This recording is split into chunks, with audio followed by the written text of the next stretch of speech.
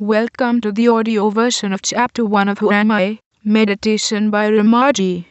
This audio edition includes, in the order read, the table of contents, introductions by Romaji and Coet, and the full text of Chapter 1. The Self-enquiry Meditation Path to Enlightenment and Spiritual Freedom. An overview. I'm Anjali, your humble reader. Who am I? Meditation. A guide for the West to self-enquiry and self-realization in the living tradition of Sri Ramana Maharshi. By Romaji. Copyright 2014 by Romaji. To contact Romaji, please visit romaji.org or attend the monthly satsangs in San Diego, California. You will find the information at meetup.com. You can email Romaji at advaita@gmail.com. Table of contents. How this book came to be written. Introduction. Chapter 1. The Self-enquiry Meditation Path to Enlightenment and Spiritual Freedom. An overview. Chapter 2. The Heart on the Right and the Secret Cause of Suffering. Chapter 3. Your Body, Your Story, Your Breath and Self-enquiry. Chapter 4. Lose Your Head. Find Your Heart. Chapter 5. Watching the mind is like asking a thief to watch the police station. Chapter 6. Assertive two-step inquiry and diving into the heart. Chapter 7. Your secret in a saboteur. Shocking truths about the ego and thought that you think you are right now. Chapter 8. The no-thought state holds the keys to the kingdom. Chapter 9. How to quiet the mind for doing self-enquiry. Chapter 10. How to do self-enquiry while active in the world. Chapter 11. The blank state and other clever tricks and traps of the I thought. Chapter 12. The alchemy of self-enquiry. Heart versus I thought. Chapter 13. Catch every single thought or suffer the consequences. Chapter 14. Sahaja, karma, and self-realization. Chapter 15. Guidance on the path. Email replies to students. Chapter 16. Self-enquiry books. Annotated guide. Rasa blessing. Gift of grace from Divine Mother. Romaji's journey to the heart of truth. Footnotes. Meet the author. How this book came to be written. I have been working with students since 2011 with a specific emphasis on self-enquiry and the heart on the right.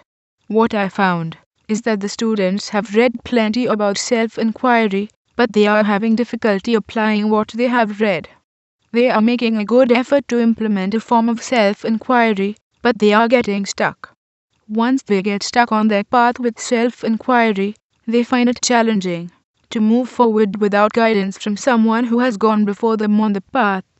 On top of that, only a few teachers deliver pure self-enquiry in Sri Ramana Maharshi's tradition. I have addressed in depth many of the issues and challenges that keep popping up for my students. Several of these themes are barely hinted at in Ramana's traditional body of work. In response, I worked out an empirical map that I present here to help the seeker navigate these challenges. It is time for a dynamic, pure form of living self-enquiry to be established in the West.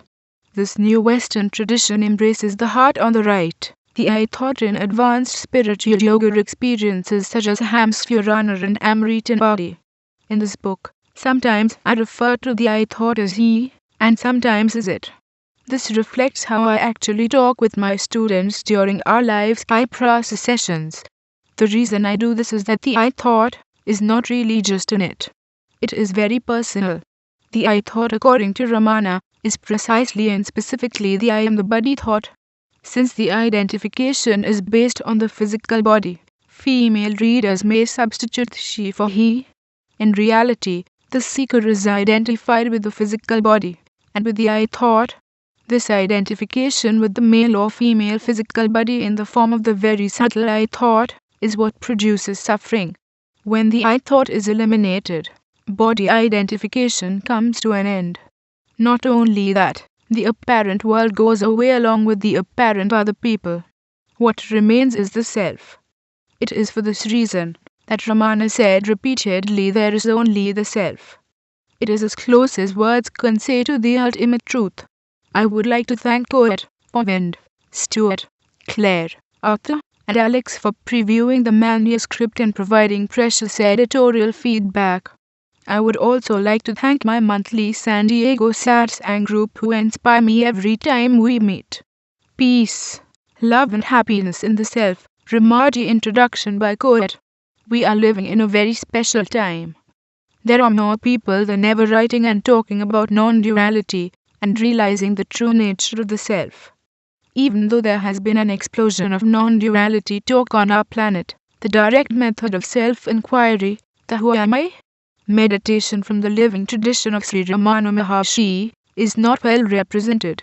In this book, Romaji remedies that situation by providing a wealth of practical tips and meditation methods based on Sri Ramana's original teachings. The practical approach that you will learn in this book imaged over several years. It is based on Ramaji's own spiritual journey, his tireless efforts to help modern students, and his considerable success with them. The guidance and descriptions provided here are direct from Ramaji's own journey. In every case, his advice and teachings can be found to be backed up by Sri Ramana Maharshi's own words. Ramaji presents from his first-hand experience. If he has not experienced it himself, then he does not talk about it. The book begins with a question-answer format between a student and Ramaji. Ramaji clearly outlines the Who Am I? Meditation. Self-enquiry eliminates the student's doubts and gives a detailed explanation of the heart on the right. Though Ramana spoke of it often, the heart on the right has been all but ignored by other living self-realized teachers or sages. Ramaji also gives a clear, honest description of what the self-realized state is like in a way that the modern Western seeker can understand. Later in the book he changes gears. He shares his answers to some of the most common questions he received via email from students and seekers the world over. He closes the book by sharing the personal benefits experienced by some of his students after receiving Rasa, Romaji Advaita Shakti attunement, transmission or blessing. At the time of this publication, Romaji has already facilitated the awakening of 16 students around the world to the ultimate level of consciousness, LOC 1000. Self-realization, the no-mind state, Buddha nature or Sahaja. This is the level reached by sages like Ramana Maharshi and Advaita. He has also guided dozens of people into the lower levels of non-dual enlightenment. They are primed to reach LOC 1000 soon. Other teachers who have achieved LOC 1000 also lead satsang meetings and post helpful videos on YouTube.com. I am not aware, however, of anyone who has facilitated the awakening of 16 individuals to LOC 1000 in just 2 years of taking students. The LOCs of many contemporary teachers of non-duality and Advaita can be found in Ramaji's book 1000. Why is Ramaji having unprecedented success with students of all ages from around the world, even a 9-year-old child? Is it his gift for teaching self-enquiry meditation? Is it his unique Shaktipat transmission called Rasa that took a man in Hong Kong to LOC 1000 in 1 week after one Skype call? If you are a sincere seeker with a burning desire to realize your true self and achieve full enlightenment now, then this book is for you. San Diego, California. Chapter 1. The Self-Enquiry Meditation Path to Enlightenment and Spiritual Freedom. An overview. The dialogue in this book is between the living sage, Ramaji, and one of his earnest students, a long-time seeker. The student sincerely desires to master the ancient proven non-dual method of self-enquiry that Ramaji is calling Who Am I? Meditation. This approach to realizing the self is directly based on the recorded teachings of Sri Ramana Maharshi. The student or seeker in the dialogue has been making a strong effort, but he is not experiencing the success he had expected. As he put it, I just don't seem to be getting anywhere. He is well read. He has practiced other forms of meditation. In sum, the sincere seeker in this dialogue is tired, confused and frustrated. Due to his frustration from years of fruitless seeking, he even gets a bit cranky with Ramaji in some of their talks. It's okay. He really is doing the best that he can. He has been given a golden opportunity to mercilessly grill Ramaji on every aspect of the path of self-enquiry meditation.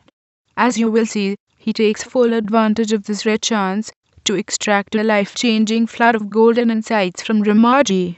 Student: is there a predictable path for seekers who are doing self-enquiry meditation?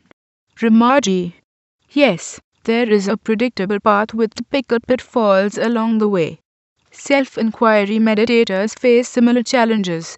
Because people are different, I provide a variety of effective practices. The experiences of seekers will vary as well, but all arrive at the same goal: the supreme silence of the heart. Student: are there stages of progress with self-enquiry meditation? Ramaji: there are 5 stages. They are not carved in stone. I think it's important to understand why these stages occur in the order that they do.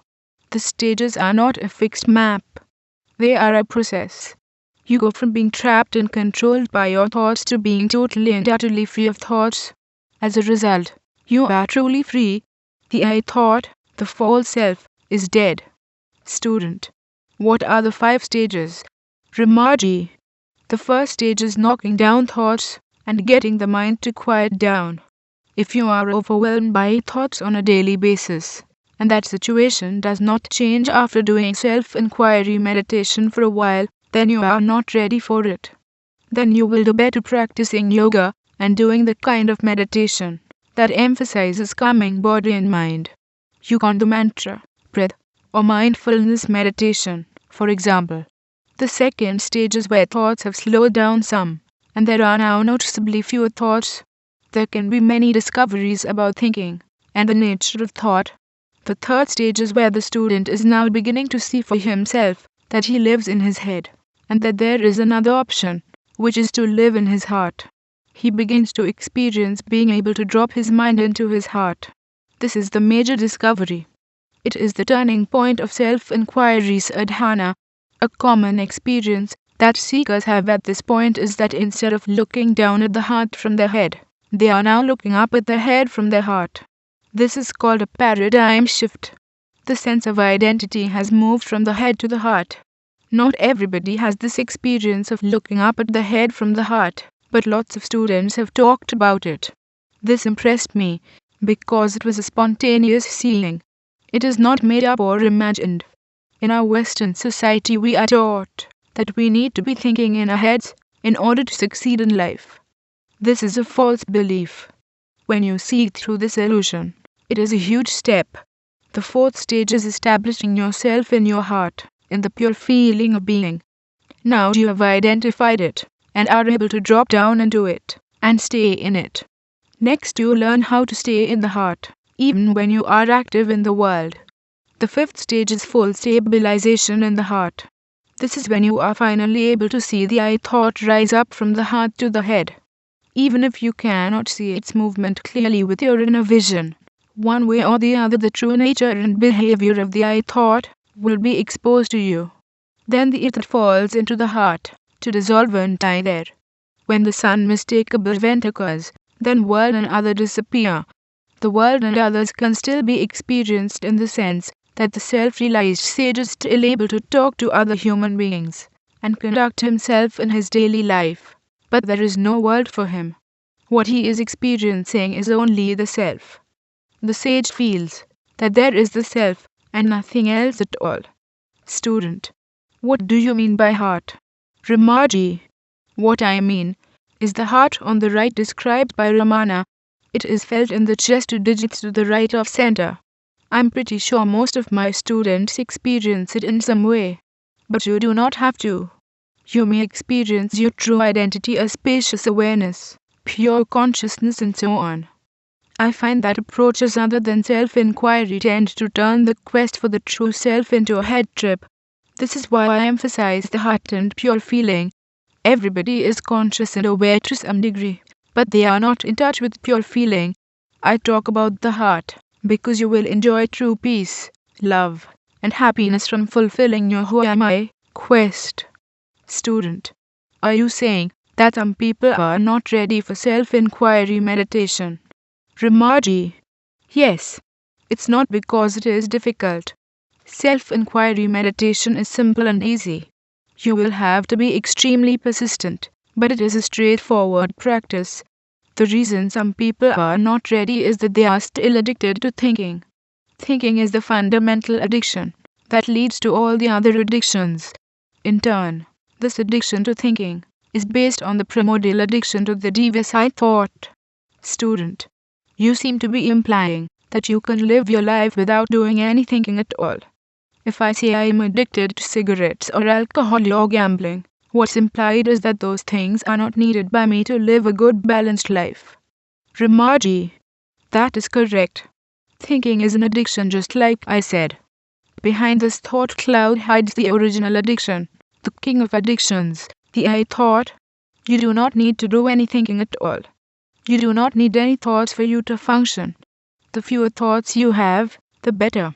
As long as you remain attached to thinking and hold to the belief that you need to have thoughts in order to live as a human being, you will never expose the root of the mind, the I thought. It is hiding behind all of those other thoughts. Student, what about being an independent thinker? What about thinking for yourself, so that others do not influence you? It seems to me that to be mindless is to be powerless. Romaji, laughing, well, if that is what you think, you are at the wrong satsang. Did these independent thinkers that you admire so much get to the root of their suffering? No. Student, fine. Let's forget philosophers. Give it to me straight. Are you telling me I must give up my mind and become mindless? Ramaji, yes. Why? Because you are already mindless. You do not have a mind. You just think you do. It is just a belief. Your so-called mind is just a bundle of thoughts. It is a bag of marbles. Let the marbles roll out onto the floor and they are all over the place. Your belief is the bag, the container for these thoughts. The I thought is the lock on the bag that keeps it closed tight. Look around you. Does it really look to you like people are in control of their minds, or are their minds in control of them? Student, I thought you said that people do not have minds. Ramaji, yes, that's what I said. People do not have minds. What they have is an arrogant I thought that is running their lives. This I thought goes unnoticed and undetected. It wreaks mass destruction under cover of darkness. The I thought is the master. The people are its slaves. They are its puppets. If the I thought gets eliminated, then there may be a thought now and then, but it is of no consequence. It is neutral. It is harmless. It is still no mind, whether there are thoughts or no thoughts. That's because the heart, the timeless thought-free pure ground of being, has been realized. It is the I thought who has turned your thoughts against you. Your happiness is subject to ruin, as long as the I thought runs your life. The only good mind is a servant mind or a dead mind. When the I thought goes, the so-called mind goes too. You still function. In fact, you are more capable than before. This is the end of Chapter 1 of Who Am I? Meditation by Romaji. This book is copyright 2014 by Romaji. To contact Romaji, please visit romaji.org or attend the monthly satsangs in San Diego, California. You will find the information at meetup.com. Or you can email Romaji at advaita@gmail.com. Love, blessings and great peace in the self, your humble reader, Anjali.